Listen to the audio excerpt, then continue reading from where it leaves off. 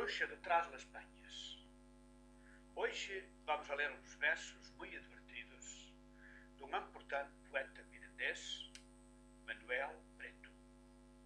Os versos chamam-se La Bruxa de Trás las Penhas. Trás las Penhas morava numa cabanha um ati. Nari 40 anos de nari. No cabeço e no toural, parentes seus não vi.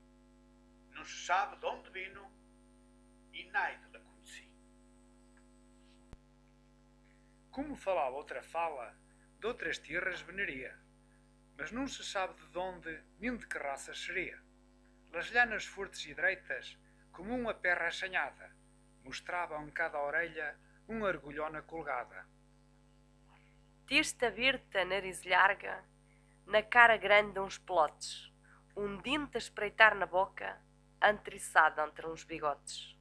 Al queixo partido ao meio, que mais pareciam dois queixos, manos súzias, unhas largas, sempre empunhadas com seixos.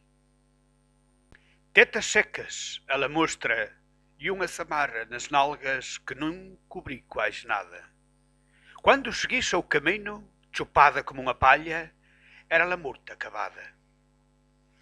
Dois olhos como dos brasas, era alpapão a pessona, a espirulhar que me passava. Todos passavam por ela, cabeça baixa, a tembrar, e nem um sol a mirava.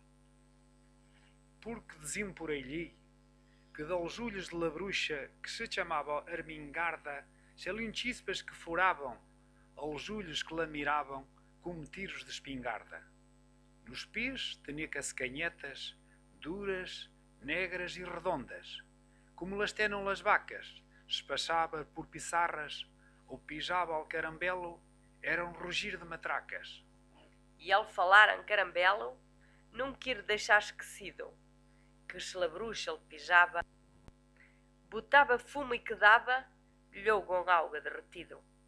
Não tinha alas latia, com que podisse volar, nem barbatanas tinha, com que pula alga nadar.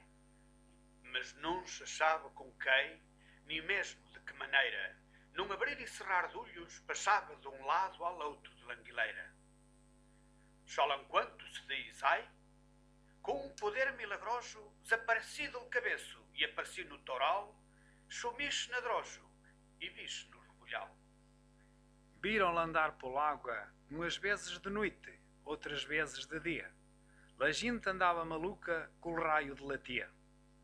Encarrapitada nas árvores, bolando de crona em crona, fazia dizer a la gente, ou ia latir ao diabo, ou ia ao diabo em persona.